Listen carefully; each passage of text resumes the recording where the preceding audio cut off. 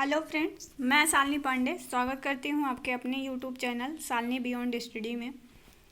आज हम कुछ महत्वपूर्ण जो है फुल फॉर्म्स को करने वाले हैं, जो कि हमारे हर एक एग्ज़ाम, जो हमारा सेकेंड ईयर का एग्ज़ाम होता है, फर्स्ट ईयर का एग्ज़ाम होता है, तो उनमें जो है एक या दो नंबर के फुल फॉर्म आते ही आते हैं। ठीक है, तो हम आज आप लोगों से वो सारे इम्पोर्टेंट फुल फॉर्म डिस्कस करेंगे जो कि एग्ज़ाम में पूछे जाते हैं। प्रीवियस ईयर में बहुत बार ये सारे क्वेश्चन जो हैं वो पूछे गए हैं।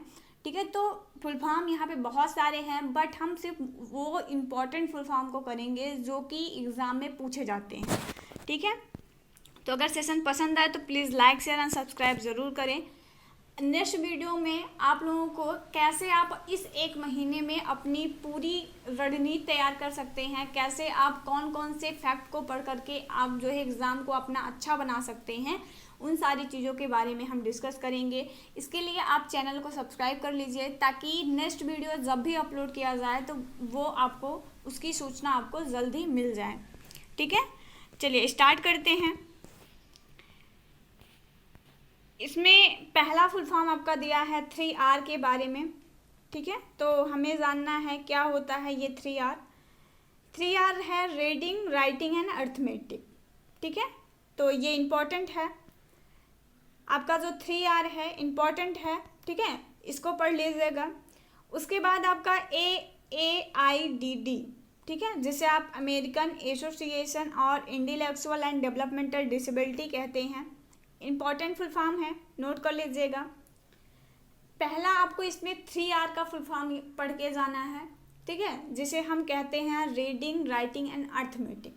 ठीक है, दूसरा इसमें हमें AAIDD, ठीक है, इसका फुल फॉर्म पूछा जा सकता है, जिसे हम American association on intellectual and developmental disability के नाम से जानते हैं। अगले फुल फॉर्म की हम बात करें तो AMR पूछा जा सकता है। ठीक है, ये भी बहुत बार पूछा गया है, प्रीवियस ईयर में AMR का फुल फॉर्म बहुत बार पूछा गया है, तो इसको भी बहुत अच्छे से करके जाएं। इसका फुल फॉर्म होता है American association of mental retardation. ठीक है, तो बहुत इंपॉर्टेंट है, पढ़ के जाइएगा। उसके बाद इसमें जो पूछा जा सकता है वो है ABC का फुल फॉर्म। ठीक है, एंटीसिडेंट बिहेवियर कॉन्सिक्वेंस। अगर आप लोगों ने साइकोलॉजी पढ़ा होगा तो उसी में आपको जो व्यवहार मॉडिफिकेशन है, ठीक है, उसी में आपका जो बिहेवियर मॉडिफिकेशन के बारे में बताया गया है, तो उसमें ABC आता है। ठीक है, तो ये ABC का फुल फॉर्म वहाँ से पूछा जा सकता है आपसे, साइकोलॉजी में भी पूछा जा सकता है और वैसे भी आपसे जो है आपके कॉमन पेपर में वो पूछा जा सकता है। चलिए आगे अगर हम बात करते हैं तो इसमें एक इम्पॉर्टेंट है, वो है आपका ADHD। ठीक है, बहुत इम्पॉर्टेंट है, मोस्ट इम्पॉर्टेंट फुल फॉर्म है। VI स्टूडेंट या चाइल्ड स्टूडेंट या मार स्टूडेंट सभी से ये फुल फॉर्म बहुत बार पूछा जा चुका है। तो ADHD का फुल फॉर्म होता है attention deficit hyper activity disorder. ADHD क्या होता है कि ऐसे बच्चे जिनको अवधान में दिक्कत होती है, मतलब वो अपने ध्यान को बहुत देर तक किसी एक पार्टिकुलर चीज़ पर केंद्रित नहीं कर पाते हैं, तो ऐसे बच्चों को ADHD का शिकार माना जाता है। ठीक है, तो ADHD का फुल फॉर्म होता है attention deficit hyper activity disorder.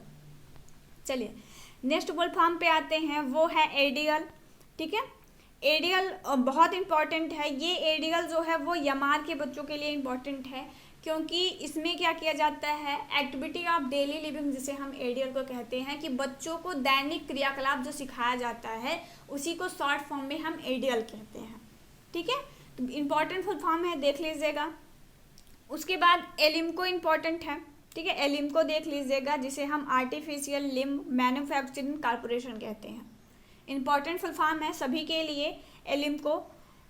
उसके बाद अगर हम बात करते हैं नेक्स्ट फुल फॉर्म की, तो इसमें ASD होता है। ASD जिसे हम आर्टिस्ट स्पेक्ट्रम डिसऑर्डर कहते हैं, जो कि RPWD एक्ट का एक बहुत ही महत्वपूर्ण डिसेबिलिटी के अंतर्गत आता है। ठीक है, तो ये भी एक इम्पॉर्टेंट फुल फॉर्म है, पढ़ के जाइएगा। उसके बाद हम इसमें बात करते हैं कि इसके बाद कौन सा इम्पोर्टेंट होगा, तो इसमें दो फुल फॉर्म आपके दिए गए हैं, दोनों ही बहुत ही इम्पोर्टेंट हैं। देखिए पहला जो AYJ NIHH है, ठीक है, वो होता है अली आवर जंग national institute for the hearing handicapped. ठीक है, इसी का नाम बदल करके AYJNIHH को अब हम AYJNISHD कहते हैं। क्या बोलते हैं? AYJNISHD। इसमें क्या है कि पहले AYJNIHH को हम पहले हम क्या बोलते थे? AYJNIHH, लेकिन वर्तमान में इस संस्था का नाम परिवर्तन किया गया है और इसे हम बोलते हैं AYJNISHD। ठीक है, तो ये इम्पॉर्टेंट हो जाता है आप लोगों के लिए, तो ये दोनों फुल फॉर्म आप पढ़ के जाइएगा। AYJNISHD का फुल फॉर्म होता है अली आवर जंग national institute of speech and hearing disability. ठीक है, इम्पॉर्टेंट है। उसके बाद यमार बच्चों के लिए एक बहुत इंपॉर्टेंट फुल फॉर्म है, वो है बेसिक यमार। ठीक है, बेसिक यमार क्या होता है? Behaviour assessment skill for India children with mental retardation. ठीक है, मतलब बेसिक यमार के थ्रू क्या किया जाता है कि ऐसे बच्चे जो मेंटल डिसेबिलिटी का शिकार होते हैं, ऐसे बच्चों के बिहेवियर का असेसमेंट किया जाता है। ठीक है, तो बेसिक यमार एक बहुत ही इंपॉर्टेंट फुल फॉर्म है जो कि परीक्षाओं में बहुत बार पूछा गया है। उसके बाद इम्पोर्टेंट पे अगर हम आए तो उसमें BRC होता है। ठीक है, BRC जिसे आप ब्लॉक रिसोर्स सेंटर कहते हैं हम। BRC इम्पोर्टेंट फुल फॉर्म है, इसको देख के जाइएगा। उसके बाद आपका इसमें अगर हम बात करें इम्पोर्टेंट को, CBR हो जाता है, जिसे हम कम्युनिटी बेस्ड रिहेबिलिटेशन कहते हैं। ठीक है, समुदाय आधारित पुनर्वास हिंदी में कहते हैं CBR को। ठीक है, तो ये आप इनकी एक इम्पॉर्टेंट फुल फॉर्म है, इसको भी देख के ही जाएं। उसके बाद अगर हम इसमें बात करते हैं कि और कौन सा इम्पोर्टेंट है, तो इसमें CP आता है। ठीक है, जिसे हम सेरेब्रल पाल्सी कहते हैं, इम्पॉर्टेंट है आप सभी के लिए। CRC भी इम्पॉर्टेंट है, जैसे आप लोगों ने BCR पढ़ा। ठीक है, उसके बाद CRC इम्पॉर्टेंट हो जाता है, कंपोजिट रीजनल सेंटर। ठीक है, उसके बाद अगर हम बात करते हैं नेक्स्ट फुल फॉर्म की जो कि इम्पॉर्टेंट हो जाता है, वो है CRR नंबर। ठीक है, जब आप लोग डिप्लोमा करते हैं 2 साल का, तो 2 साल के डिप्लोमा के बाद आपको जो है वो RCI में रजिस्ट्रेशन करवाना पड़ता है, और जब आप RCI में रजिस्ट्रेशन करवाते हैं तो वहाँ से आपको एक CRR नंबर मिलता है। ठीक है, तो इम्पॉर्टेंट फुल फॉर्म है, इसको देख लीजिएगा आप लोग, जिसका फुल फॉर्म होता है सेंट्रल रिहेबिलिटेशन रजिस्ट्रेशन नंबर। यहाँ पे एक जानकारी देना आप लोगों को चाहेंगे कि जब आप 2 साल के डिप्लोमा के बाद आपकी डिग्री आती है, ठीक है, तो जब तक आपका ये CRR नंबर नहीं आ जाता है, आपकी डिग्री किसी काम की नहीं होती है। ठीक है, तो ये जो आपका CRR नंबर होता है बहुत ही इम्पोर्टेंट है। जैसे ही आपका एग्ज़ाम के बाद आपका रिजल्ट आता है, तुरंत ही आप लोग जो है वो जो आपका RCI रजिस्ट्रेशन होता है उसको करवाएं, तो फिर RCI की तरफ से आप सभी को CR नंबर इशू किए जाएंगे। चलिए अगला हम बात करते हैं इसमें, तो वो है CWSN। बहुत ही इम्पोर्टेंट फुल फॉर्म है CWSN की, जिसे हम क्या कहते हैं, चिल्ड्रन विथ स्पेशल नीड हम कहते हैं। इसमें आपको सिर्फ वो फुल फॉर्म बताए जा रहे हैं जो कि आपके लिए इम्पोर्टेंट है, आपकी परीक्षाओं में पूछे जाते हैं। बाकी इसमें बहुत सारे फुल फॉर्म दिए गए हैं, आप चाहें तो इसे पढ़ सकते हैं। आपके पास अगर PDF है तो ठीक, अगर PDF नहीं है तो आप हमारे टेलीग्राम ग्रुप को ज्वाइन कर सकते हैं, शालिनी बियॉन्ड स्टडी। ठीक है, डिस्क्रिप्शन में आपको लिंक भी दे दिया जाएगा, तो वहाँ से आप जो है इसको डाउनलोड कर लीजिएगा और फिर आप सारे फुल फॉर्म को देख सकते हैं। बाकी एग्ज़ाम ओरिएंटेड जितने भी फुल फॉर्म हैं वो सभी आपको बताए जा रहे हैं। उसके बाद CWSN होता है, ठीक है, जिसे आप चिल्ड्रन विथ स्पेशल नीड कहते हैं, इम्पॉर्टेंट है। DB होता है डेफ ब्लाइंडनेस। देखिए 2 बहुत महत्वपूर्ण अंतर हैं। जैसे कुछ बच्चे ऐसे होते हैं जो जल्दी में यही लिख के चले आते हैं, ठीक है, एग्ज़ाम में जब उनसे DB होता है, जैसे वो हियरिंग इम्पेयरमेंट बच्चों के लिख रहे हैं कि वो 70 DB होता है कि 75 DB उनकी हियरिंग लॉस होता है, तो उन्हें हम हियरिंग इम्पेयरमेंट कहेंगे। उसमें वो गलती क्या करते हैं कि वो DB जो है दोनों को स्मॉल में ही लिख के आते हैं, जो कि पूर्णतः गलत होता है। इन दोनों का मतलब अलग अलग होता है। आप यहाँ पे देख भी सकते हैं कि इन दोनों का क्या मतलब है। अगर आप इस तरह से DB लिख के आते हैं तो इसका मतलब है कि आपने डेफ ब्लाइंड लिखा है, ठीक है, जिसे आप बधिरांध कहते हैं, आप वो लिख के आए हैं। और अगर आप D और V लिख के आते हैं ठीक है, तो इसका मतलब है आपने डेसिबल लिखा है, जो कि श्रवण क्षमता को मापने की इकाई है।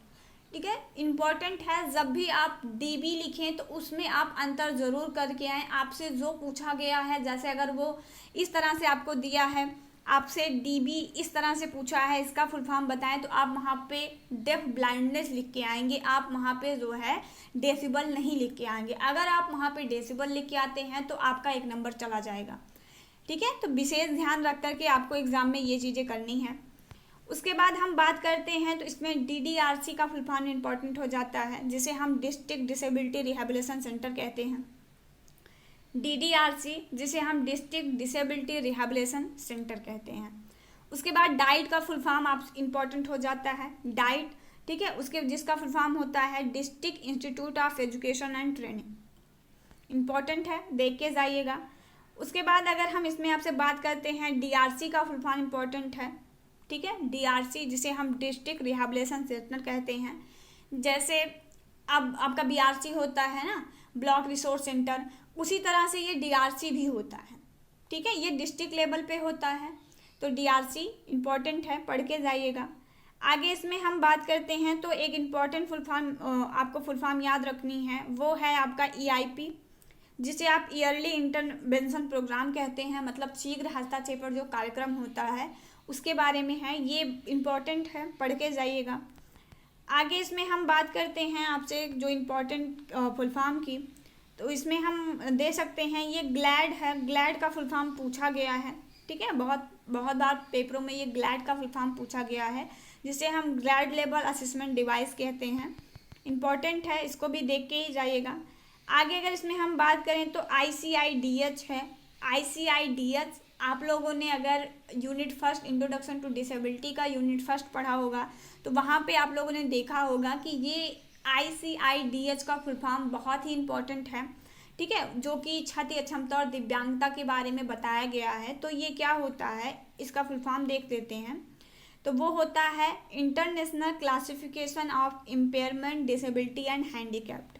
ठीक है, उसके बाद ICT होता है।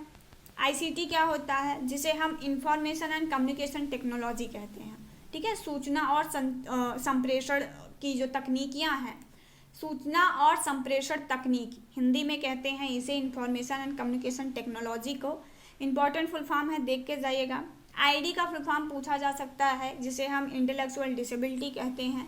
जैसे आप HI है तो उसका हियरिंग इम्पेयरमेंट, VI है तो विजुअल इम्पेयरमेंट, वैसी प्रकार से ID भी होता है, जिसे हम इंटेलेक्चुअल डिसेबिलिटी मतलब बौद्धिक अक्षमता कहते हैं। चलिए आगे बढ़ते हैं इसमें। तो इसमें आगे जो है वो ISL पूछा जा सकता है। ठीक है, ISL HI बच्चों के लिए इम्पॉर्टेंट है, ISL का फुल फॉर्म जानना।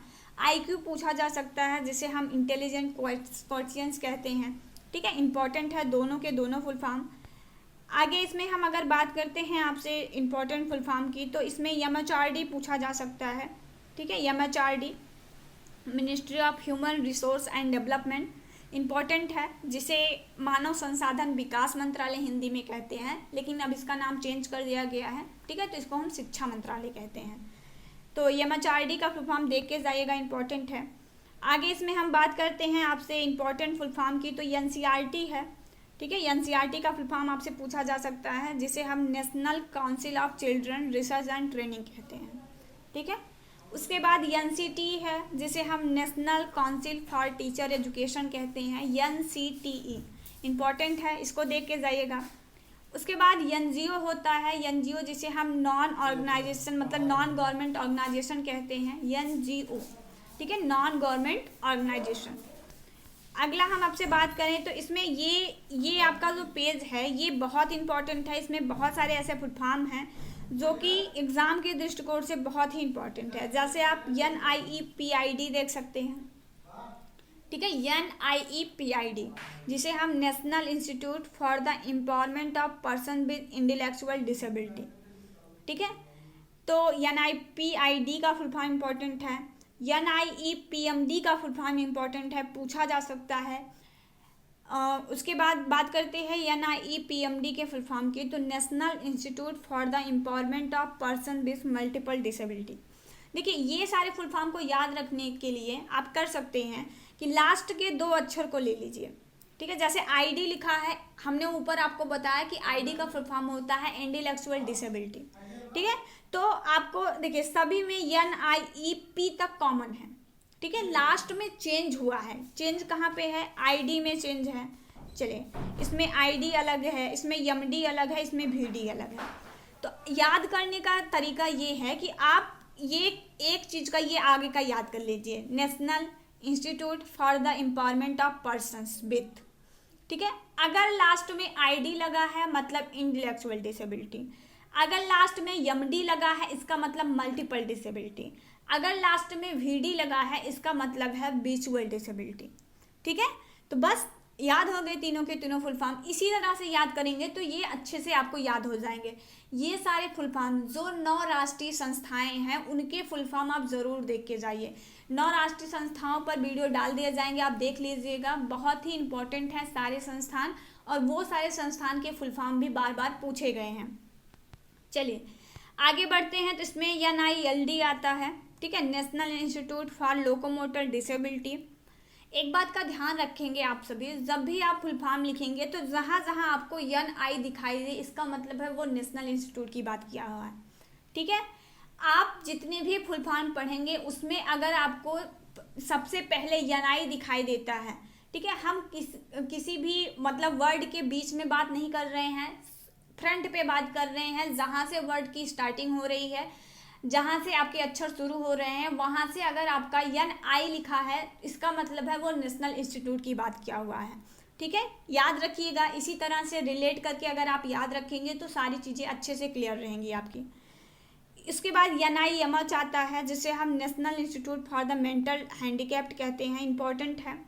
ये 4-5 फुल फॉर्म बहुत इंपॉर्टेंट है, बार बार रिपीटेड, हर आप प्रीवियस ईयर उठा के देखिए उसमें बार बार यही सारे फुल फॉर्म पूछे गए हैं, ठीक है। तो आप लोग भी ये करके जाइएगा। NIOH का फुल फॉर्म इंपॉर्टेंट है, national institute for the orthopaedic handicapped, ठीक है। उसके बाद NIOS का फुल फॉर्म इंपॉर्टेंट है जिसे आप नेशनल इंस्टीट्यूट आप ओपन यूनिवर्सिटी कहते हैं, ओपन स्कूलिंग कहते हैं, ठीक है, इंपॉर्टेंट है। NIVH होता है, जैसे देखिए हमने आपको क्या बताया कि NIVH जो होता है ना वो NIEPBD का ही मतलब NIVH पहले कहते थे, ठीक है। तो उसका फुल फॉर्म होता था नेशनल इंस्टीट्यूट विजुअल डिसेबिलिटी, ठीक है, विजुअल हैंडीकैप्ड। लेकिन इसका जब नाम परिवर्तन कर दिया गया तो इसको अब हम कहते हैं NIEPBD, ठीक है। तो NIEH जो आपका NIVH है इसी का भी नाम परिवर्तन करके NIEPBD रखा गया है। चलिए आगे इसमें देख लेते हैं इम्पोर्टेंट फुल फॉर्म। तो इसमें आपका एक इम्पोर्टेंट आ जाता है, वो है RT होता है, ठीक है। RT इम्पॉर्टेंट है, बहुत इंपॉर्टेंट फुल फॉर्म है, वो है राइट टू एजुकेशन, ठीक है। उसके बाद इसमें हम अगर आपसे बात करते हैं इम्पॉर्टेंट फुल फॉर्म की, तो इसमें आपका आता है सोडा, बहुत इंपॉर्टेंट है। जब आप लोगों ने स्पीच का पेपर पढ़ा होगा, ठीक है, स्पीच, तो स्पीच में आपको पढ़ाया गया होगा कि सोडा क्या होता है, ठीक है। जब स्पीच एरर जो होता है, वाणी विकार जो होता है, उसमें एक प्रकार का सोडा भी एक प्रकार का वाणी विकार होता है जिसे हम सब्स्टिट्यूशन, ओमिशन, डिसऑर्डर, एडिशन कहते हैं। मतलब सब्स्टिट्यूशन, ओमिशन, डिस्टोरेशन और एडिशन, ठीक है, ये एक प्रकार का आपका स्पीच डिसऑर्डर होता है। एचआई बच्चों के लिए बहुत इंपॉर्टेंट फुल फॉर्म है। SSA इम्पॉर्टेंट है, ठीक है, SSA जिसे आप सर्व शिक्षा अभियान कहते हैं। EST इम्पॉर्टेंट है, पूछा गया है पेपरों में बार बार। EST मतलब स्पीच थेरेपिस्ट जो होता है उसको कहते हैं। उसके बाद अगर हम बात करें इम्पॉर्टेंट की फुल फॉर्म की, तो इसमें एक फुल फॉर्म बहुत इंपॉर्टेंट है, वो है SB NIRTAR, ठीक है, Swami Vivekananda national institute of rehabilitation training and research. ये 9 राष्ट्रीय संस्थाओं में एक राष्ट्रीय संस्था ये भी है आपका SB NIRTAR, ठीक है, इम्पॉर्टेंट है, याद रखिएगा। चलिए आगे बढ़ते हैं। तो इसमें कुछ और फुल फॉर्म है जो कि इम्पॉर्टेंट है, चलिए देख लेते हैं। आपका VNCRPD का फुल फॉर्म इम्पॉर्टेंट होता है, यूनेस्को का फुल फॉर्म इम्पॉर्टेंट है, यूनिसेफ का इम्पॉर्टेंट फुल फॉर्म है। और इसमें हम बात करते हैं आपका तो UNO, ठीक है, ये 4-5 फुल फॉर्म जो हैं वो इम्पोर्टेंट हैं आपके। चलिए बात कर लेते हैं। UNCRPD का फुल फॉर्म होता है United nation convention on right of person with disability. ठीक है, ऐसे ही यूनेस्को का फुल फॉर्म होता है। ये सारी अंतर्राष्ट्रीय संस्थाएं हैं। ठीक है, अभी आप कुछ राष्ट्रीय संस्थाएं आपने देखा जैसे NIVH, NIOH, उसके बाद SB, NIRTAR। ठीक है, इस तरह से आपने कुछ राष्ट्रीय संस्थाओं के नाम देखे। ये जो अभी आप पढ़ रहे हैं ये अंतर्राष्ट्रीय संस्थाएं हैं। ठीक है, लेकिन हमारे एग्जाम की दृष्टि से इम्पोर्टेंट है तो पढ़ लीजिएगा। UNESCO जो United Nation Educational Scientific and Cultural Organization होता है। उसके बाद UNO होता है यूनाइटेड नेशन ऑर्गेनाइजेशन। ठीक है, संयुक्त राष्ट्र संघ आप जिसे कहते हैं। तो ये सारे फुल फॉर्म आपके एक इम्पॉर्टेंट फुल फॉर्म है। इसमें जितने भी इम्पॉर्टेंट फुल फॉर्म थे जो परीक्षा में पूछे गए हैं। WHO देख लीजिएगा, जिसे हम वर्ल्ड हेल्थ ऑर्गेनाइजेशन कहते हैं, एक प्रकार का ये भी इंटरनेशनल इंस्टीट्यूट है। ठीक है, तो इसको देख लीजिएगा आप लोग। बाकी इसमें जितने भी फुल फॉर्म आपकी परीक्षा की दृष्टि से इम्पोर्टेंट थे वो सारे मैंने करवा दिए हैं। अगर आपको इसका PDF चाहिए तो आप जो है हमारे टेलीग्राम ग्रुप को ज्वाइन कर सकते हैं, शालिनी बियॉन्ड स्टडी। ठीक है, डिस्क्रिप्शन में उसका लिंक भी दे दिया जाएगा, तो वहाँ से आप जो है उसको ज्वाइन करके ये PDF आप वहाँ से प्राप्त कर सकते हैं। चलिए, अगर सेशन पसंद आए तो please like share and subscribe ज़रूर करें।